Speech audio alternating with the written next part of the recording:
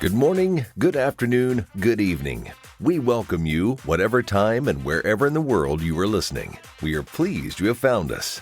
You are now listening to Inside the Bunghole, a podcast taking you on a journey through wine. Together, we will learn more about this wonderful elixir of life. So raise your glass to welcome your hosts and partners in wine, Pam and James. You are now Inside the Bunghole. Welcome, everybody, to Inside the Bunghole, where today we have an extremely important VIP guest. And James and I are here, Yes. and we're in Stockton, California. And I'm going to let you introduce yourself and tell our many listeners a little bit about you. Sure. I'm Jose Hernandez, a former NASA astronaut. Get that? An astronaut. Yeah, flown astronaut. Flew on Space Shuttle Discovery on the STS-128 mission in August 28th of 2009. 14-day mission to the International Space Station. And so it was the second to last mission to finish construction of the International Space Station. After I came back,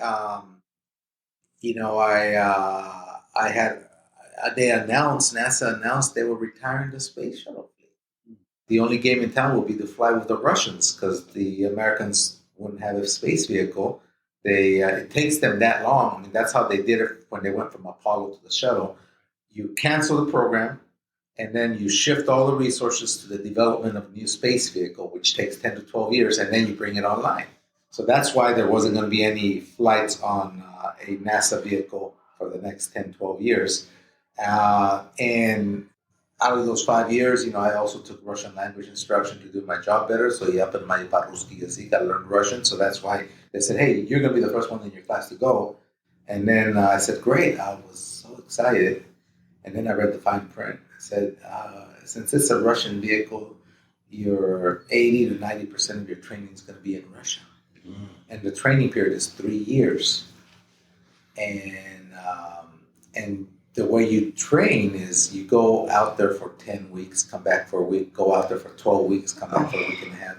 And I have 5 kids, and they were reaching the teenage years. And I said, now's not the time to be an absentee father.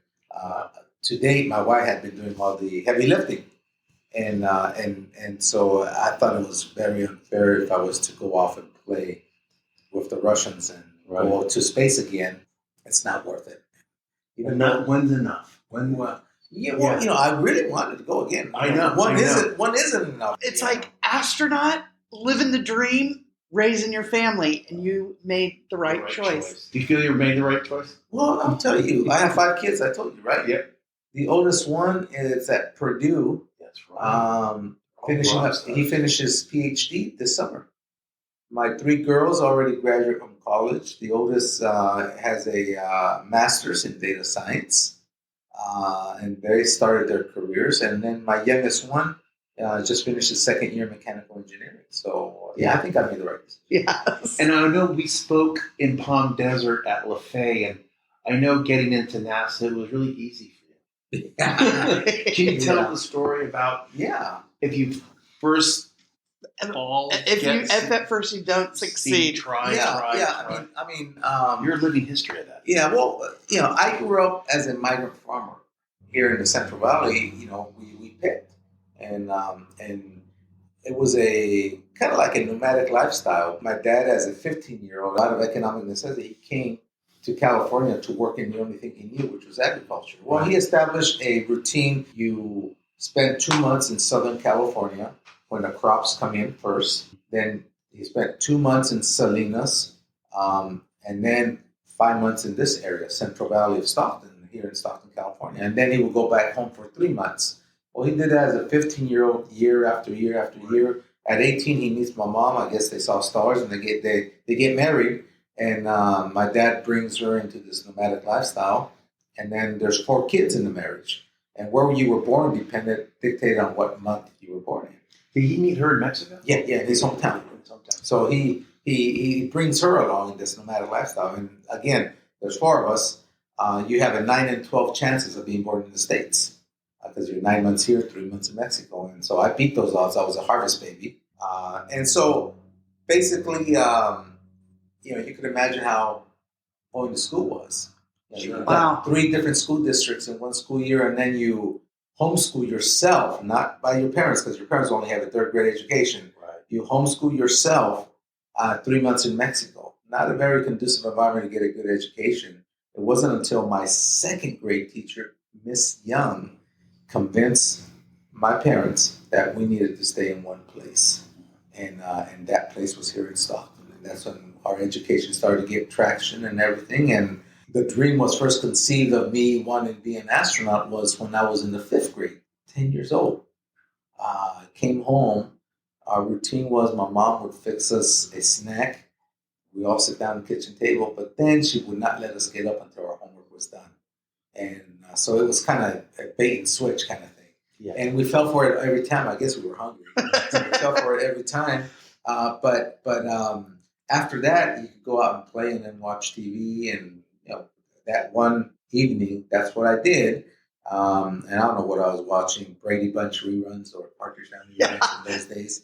But for a certain reason, they say, hey, we preempt this program and bring you a special episode or special programming.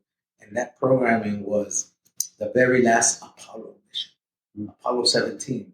And they were covering the very last moonwalk. If you think about it, we have not been, as humans, back to the moon since Apollo 17. So as a 10-year-old, I watched the very last man, because no one has ever gone back, very last person to walk on the moon. And there was none other than astronaut Gene Cernan walking on the moon, talking to Mission Control Houston. And then I would go outside. It was a cold December, late afternoon, early evening, I remember. And I looked at the moon up there in all its glory. It wasn't full. It was about half. And I came back inside, and I could see Gene Cernan. I could hear him talking to Mission Control. And they're looking up. And I could even hear the reporter. I still remember his name, Walter Cronkite, narrating that moonwalk. Yeah. And I said, wow, this is what I want to be. I want to be an astronaut. So that's how the dream was born. And the best thing I could have done that evening is share that dream with my dad. I said, Dad, I want to be an astronaut. He had the wisdom, in spite of only having 3rd grade elementary education. He said, son, you can do this. Yeah. He empowered me. But then he said, just follow this 5-ingredient recipe. He says, define your purpose in life. Well, I want to be an astronaut. He said, recognize how far you are. We lived in a 2-bedroom, dilapidated rental, worst part of Stockton. So I thought to myself, I can't be any farther than this. And then he said, 3rd, draw yourself a roadmap so you know how to get there. 4th, he says, prepare yourself according to your challenge. And you picked a doozy, he says, so you know you got to go to college and then some. And then he said, 5th, he pointed outside the window, so you know that effort you put out Saturdays and Sundays, 7 days a week during the summer picking fruits and vegetables? I said, yeah. He says, pointed to my books on the kitchen table, so you put that effort there. And when you finish and you get a job, you put it in your job. Wow. And his parting words that day was, always give more than what people expect out of you. Always give more. For somebody who had a 3rd grade education, doesn't mean he's dumb. No, I'm saying where did he get that insight though? I mean, that's his father. That's incredible insight.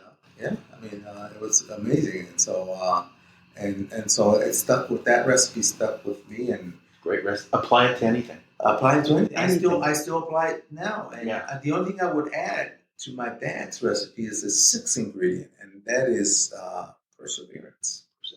I thought you were going to say drink lots of wine. No. But never give up on yourself. Never give up on yourself, because this is what, to answering your question. That it was a simple walk in the park to get into NASA. NASA rejected me not once, not twice, not 3 or 4 times. It was 11 rejections. It wasn't until the 12th time. So perseverance is a virtue. You gotta stick with it, and you gotta always improve yourself. And you were, what was your course of study in college? Because you had engineering. It was engineering. Graduate school, everything. I was well prepared. You were well prepared. That fourth step, you worked. I worked at a world premier research facility, Lawrence Life. So I had everything. No slouch. But it's very competitive. And in those days it was like 12,000 vying for 10 to 15 spots. Amazing. And now it's over 18,000 vying for 10 to 15 spots. So it's kind of, it's very competitive. Yes. And we should probably take a quick break, though.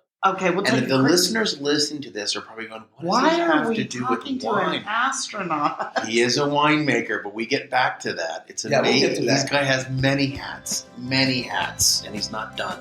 So we'll be right back. If you want to know more about Inside the Bunghole, join us on all our social media platforms. You can get a revisit and view all the latest posts, giveaways, and information on this podcast. Simply search Inside the Bunghole on Facebook, Twitter, or Instagram. Like, share, and subscribe. Leave a comment. We would love to hear from you. Or you can email us at insidethebunghole@gmail.com. Thanks for tuning in, and visit our website at insidethebunghole.buzzsprout.com, where you can always find our latest podcast and past episodes. Cheers!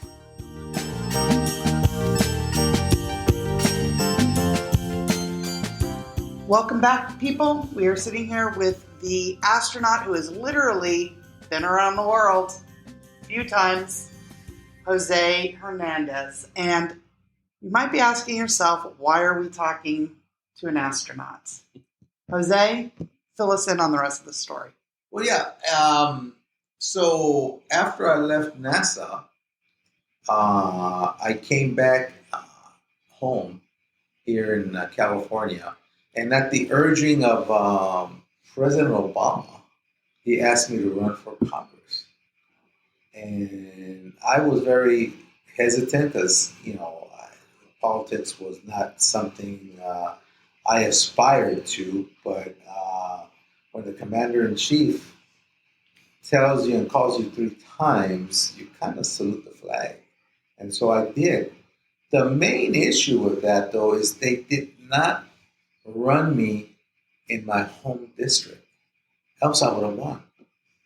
And their reasoning was, it sort of made sense, is they had a senior congressman here already. So they said, hey, let's run you a couple districts down where the other party dominates by 10 points. Right.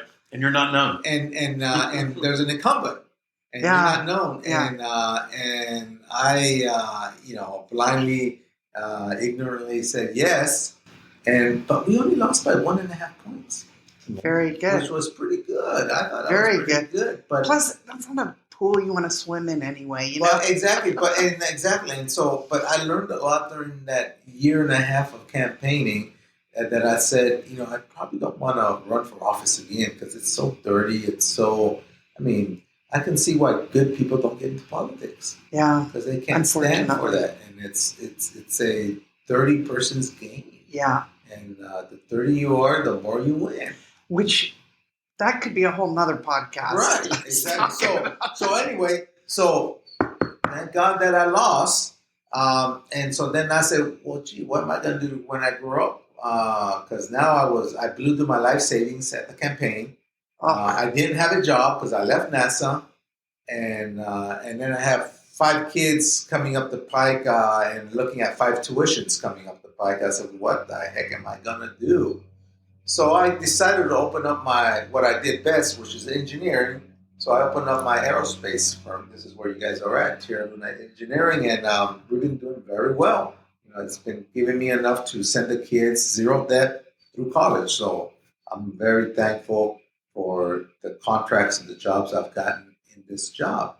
And then there's also a saying that, you can take the kid away from the farm, but you can't take the farm away from the kid. And so once I got here and established, I said, I really want to do something in agriculture. And so I saw this good opportunity of a vineyard that was for sale. A couple of farmer brothers getting ready to retire. It was the right time for them to leave.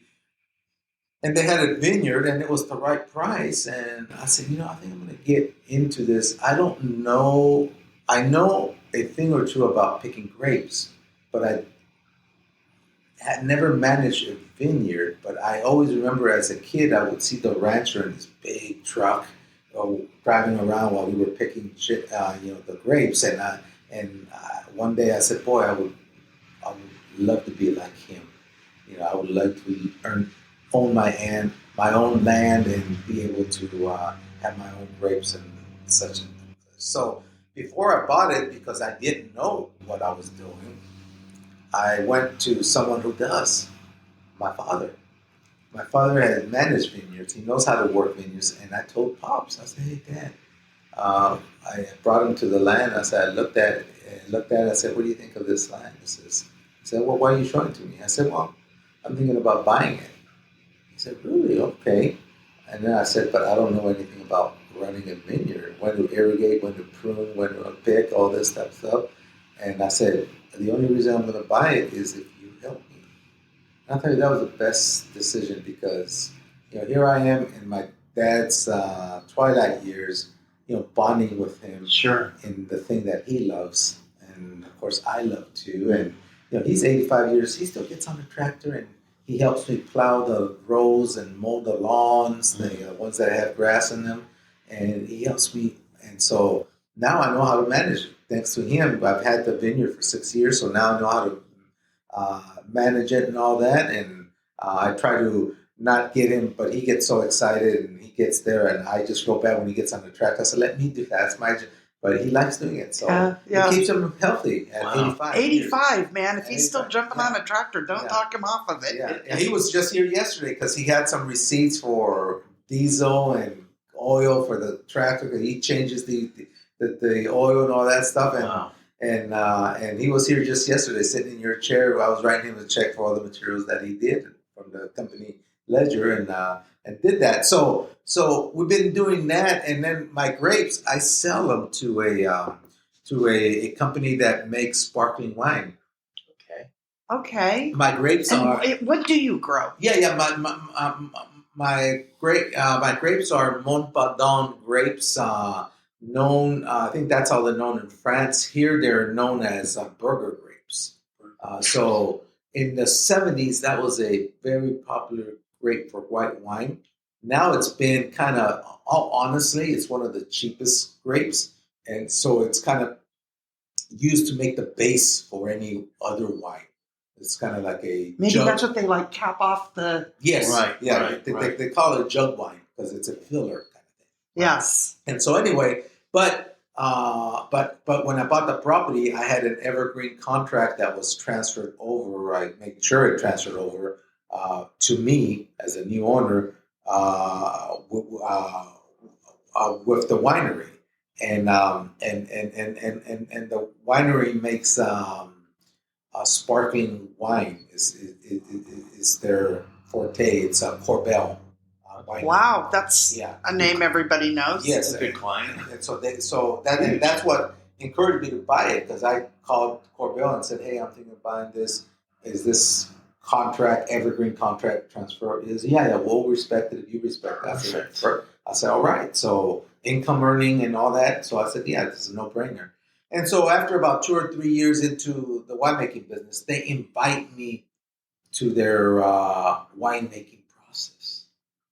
And so I look at it, and that's when I got the idea. I said, "Hey, this isn't rocket science." And you knew. And if it is, I got you covered. Yeah. But this ain't rocket science making wine. And so what I did is I said, I'm going to bone up and study on winemaking. I went to UC Davis and took up a course, and then sort of just looked at it, and then found out places. I said, well, there's an old saying: if you want to make a fortune in the wine business and in a winery and all that, you start off with a larger fortune. So I didn't want to do the capital outlay for trying to make my own winery from one day to the other. And I said, there's got to be a better way for people that are starting. And sure enough, there's outfits out there that do crush to bottle services. And so you show up with your grapes, and you buy your barrels if it's red wine, and we they'll crush them. They'll ferment them. They'll put them in the barrels, and you, from time to time, visit their winemaker, and you collaborate, and you decide on the tannin and all the other sulfites, all that stuff that you have to add to it, and the flavor, and then how you top it off with a jug wine or whatever that you need to do to make it finish before you bottle. And that's what I started doing. And then after a couple of years, I came up with a concoction, 3 concoctions that I like. And I said, I'm going to now find out how I could sell wine. And so then I found out what all the regulations were, got all the permitting done, found out the sources for bottles. I designed my label, find out the sources for the corks. And then I said, okay, I'm going to do a small run, a couple of tons of grapes the first time around. And it came out pretty good. And now, we're doing like 1,000 cases a year. So, and they're wonderful wines. Yes, really good wines. And Tierra Luna, you do give me the background of the name too. Okay, just where it came up from. Well, Tierra Luna is a name. My company is called Tierra Luna Engineering, like engineering consulting firm. But that wasn't an original name. My wife, back in Houston, when I was an astronaut, her dream was to open up a restaurant. And we found a place that we could rent, and we opened up Tierra Luna Grill. It was her name. She thought of that name, Tierra Luna Grill. And it became an astronaut hangout because, I'm an astronaut and my buddies came. And so it became kind of like a touristy stop. You got Space Center Houston. Let's go have lunch at Tierra Luna Grill and see if we see any astronaut sightings kind of thing. And so it became a thing. But then when I decided to leave NASA, we sold the restaurant, and then we came here, and then when I was going to open up Tierra Luna Engineering, I gave $1 to my wife. She said, "What's this for?" This is naming rights. I'm buying your Tierra Luna name. I'm going to name my company Tierra Luna Engineering. Which reminds me, I owe her another $1 for Tierra Luna Cellars. Yeah. Because that's how I got the name for Tierra Luna Cellars. I said, okay, I'm going to keep the name because I think it bodes well with what we're trying to do here. Tierra Luna means Earth Moon. Yeah. And since I'm an astronaut, I said, Earth Moon Cellars, which is pretty cool, I think. I can't think of a better story. You made that story, by the way. You didn't make it up. You made it. Yeah, you lived it. I lived that story. It's incredible. It's not made up by a script Picking writer. grapes, growing your own grapes, making your own wine. Right. Going to space. Tell me, 2 questions. That's off wine real quick. That school teacher, that 2nd grade school teacher that talked to your dad and mom and said, you know what, for better education and bouncing around. Miss Young. Yes. You said something about Miss Young, about her being very important to you. And then what did you do when you became an astronaut? Well, you get to invite people to the launch, and you got a special VIP section where you can invite people. And I called the school district and said, hey, I'm looking for Miss Young, used to teach at Fillmore Elementary School. I would love for her to come and see my launch. And they tracked her down. She had just retired. And sure enough, her and her husband flew to Kennedy Space Center. They were sitting next to my parents, and we blasted off. She watched me in person blast off into space.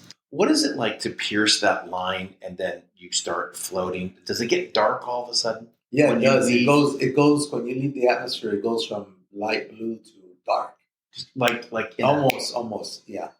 Is that when things start to kind of float and gravity leave? Well, you don't notice the floating because you're tight in your when we're on the ground, we get in our seats and they strap us in and they strap us in tight. Right. So you're tight, and going to space, it's like it's only an 8.5 minute ordeal. Wow. You're up in space in 8.5 minutes. You go from 0 to 17,500 miles an hour in 8.5 minutes. So that's the equivalent of 3 people that weigh like you on top of you. Wow. That's how much G's are forced across your body. But once you reach MECO, which is main engine cutoff, MECO, that 500-pound gorilla disappears. but you're still in your seat because it's not until you undo your seatbelt that you float up. And that didn't happen until about 90 minutes after, because I was the flight engineer. You got the two pilots and me that are basically at the controls of the shuttle. Yeah. And so we have to do silly things once we reach space, like, turn off the engine, purge the fuel valves, activate life support systems, and all that kind of stuff. All that silly stuff. Do you look at this from your point of view now, all the problems in this world, our country, there's riots or looting or this or that and drama. Do you look down, your perspective, look down and go, man, it's just a special place. We need to love each other. Yeah, I'll tell you the thing that struck me the most is, first time I looked down on Earth, we were flying over North America. You saw Canada, the U.S., Mexico, and a couple of other Central American countries. And what struck me in awe was that you couldn't tell where Canada ended, the U.S. began. You could tell where the U.S. ended and Mexico. And I said, my gosh, I had to go out of this world to realize that down there we're just one race, the human race. Yes. And how sad that borders were created by humans designed to separate us. Yeah. Because if we were to give this same aha moment to the world leaders, I assure you we wouldn't be having the problems we have between Russia and Ukraine, between China and Taiwan, between North and South Korea, anything in the Middle East. Yeah. All these things will be probably a little bit more downgraded than they are today. And that's not a bad idea, shipping them all off to space. My friends say that's a great idea, but make it a one-way ticket. Exactly. Well, thank you so much for taking the time to sit down with us. You're welcome. It's a fascinating story. I appreciate it. And probably spark, more than anything, our youth. Yes, which is the most important. Inspire them. Yeah. Inspire them. Well, thanks for being our guest. All right. No problem. Thank you, guys. Appreciate it. I had a great time talking to you guys, and just wanted to send my best to all your listeners and viewers, because you also have babies. Yes. Thank you. Thank you.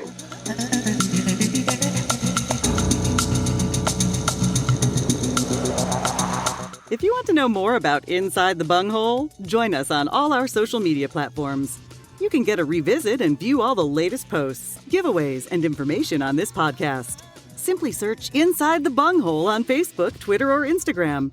Like, share, and subscribe. Leave a comment. We would love to hear from you. Or you can email us at insidethebunghole@gmail.com. Thanks for tuning in, and visit our website at insidethebunghole.buzzsprout.com, where you can always find our latest podcast and past episodes. Cheers!